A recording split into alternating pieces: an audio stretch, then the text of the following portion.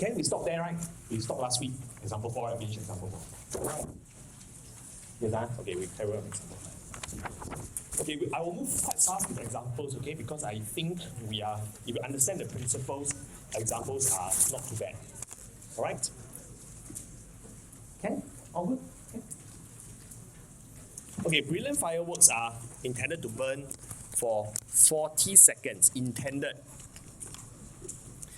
Now you have 50, now large, we think quite large, right?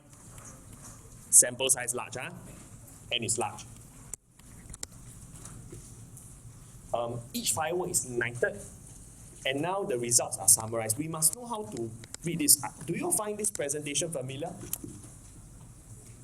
Last chapter we got this, right?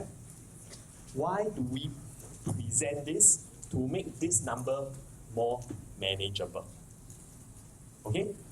Because roughly the individual values are around 40.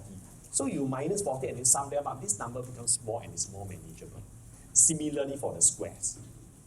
Follow?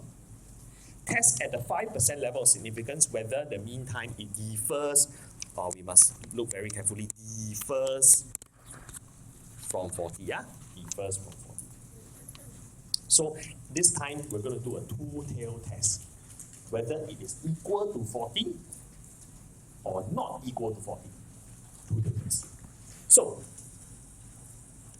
the unbiased estimate of the population mean, this is, let's say, many of us are very confused.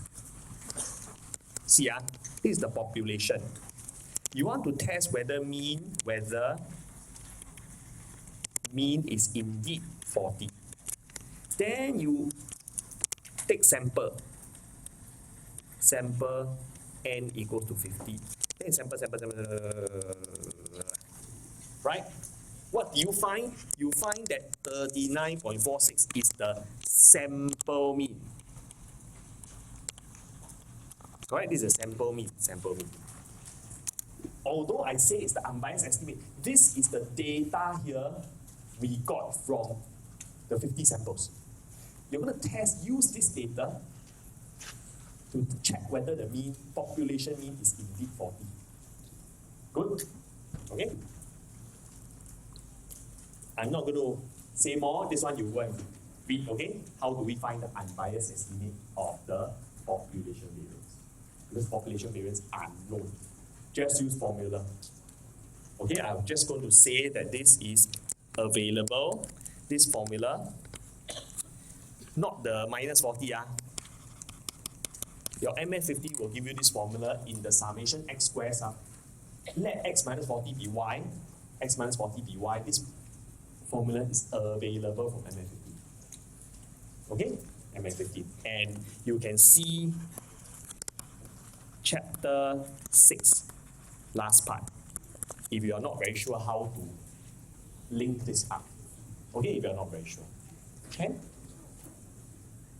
Any problems? See chapter 6 last time. I don't want to go to that. Go there. So we got this unbiased estimate of the population variance, or S squared. So we carry on and do the hypothesis testing. This is a two-tailed test. Alright, step 1 already defined. This is step 2, this is step 3, test statistics step 4. There are 2 levels of estimation here because X is not mentioned. It's not mentioned whether the firework burning time is normally distributed. So we have to use 1 CLT, 2 S squared to estimate sigma squared. Follow the 2 levels of estimation. I would prefer us to write it out like that. Okay? So that the only variable here is x bar. This is a constant. We use S to estimate the sigma because S is a very good estimate. N is a constant.